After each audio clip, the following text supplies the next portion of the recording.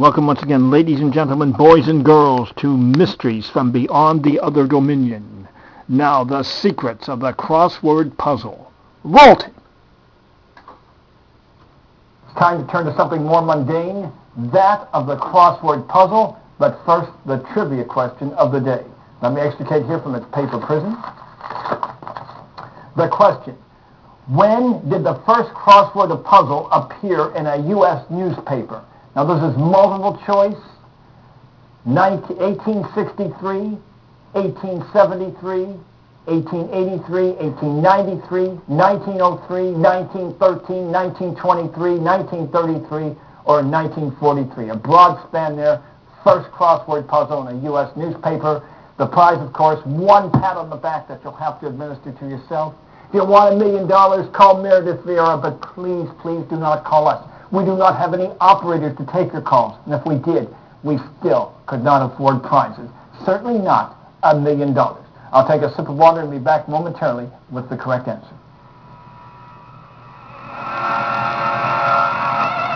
Okay, I'm calling time and again. In what year did a crossword puzzle first appear in a U.S. newspaper? 1863, 73, 83, 93, 1903, 1913, 23, 33, or 43. Is that your final answer? 1863? No, it's a little later. It's actually 1913 at the New York World. The puzzle editor, Andrew Wynne, was trying to come up with something new. Now, his grandfather had taught him what's called a word square puzzle, where every word horizontally matched every word vertically. He came up with a variation on that he called the word cross puzzle, and first appeared on Sunday, December 19th. Here it is, that very first puzzle, the very first word cross puzzle. At the top, he even gave the first three letters for the first word, fun. Now, this was an immediate hit. So the next 4 issues on Sunday, they ran one of these word cross puzzles. Then a typographer inverted the words and called it a crossword puzzle, and that name stuck. It became enormously popular. You had people populating the libraries for word definitions. Dictionaries were flying off the shelves. The B&O Railroad was providing dictionaries on its trains for puzzle workers. And you had one husband who stabbed his wife because she refused to help him with a puzzle. Another, a wife who sued her husband for divorce because he was spending too much time working on it. In 1924, at a party, wannabe publisher Richard Simon was approached by his aunt, who asked why there were no crossword puzzle books. So he went to the New York World. He and his associate, Lincoln Schuster, they offered $25 for each puzzle they used in the book. The book of crossword puzzles, an enormous hit, and made Simon and Schuster a publishing light. Now, in the 30s, the crossword puzzles lost a little of their enthusiasm among people because they were coming up with the same old tired definitions. One newspaper that never got into the crossword puzzle business was the New York Times. But after the bombing at Pearl Harbor, December 7th, 1941, they decided that the American public needed some diversion as we were entering World War II.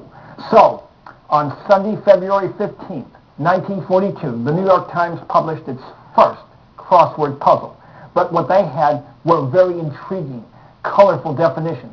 So instead of stinging insect as a definition for bee, they had nectar collector, and a number of other innovative definitions that really took off and made them the tops in crossword publishing.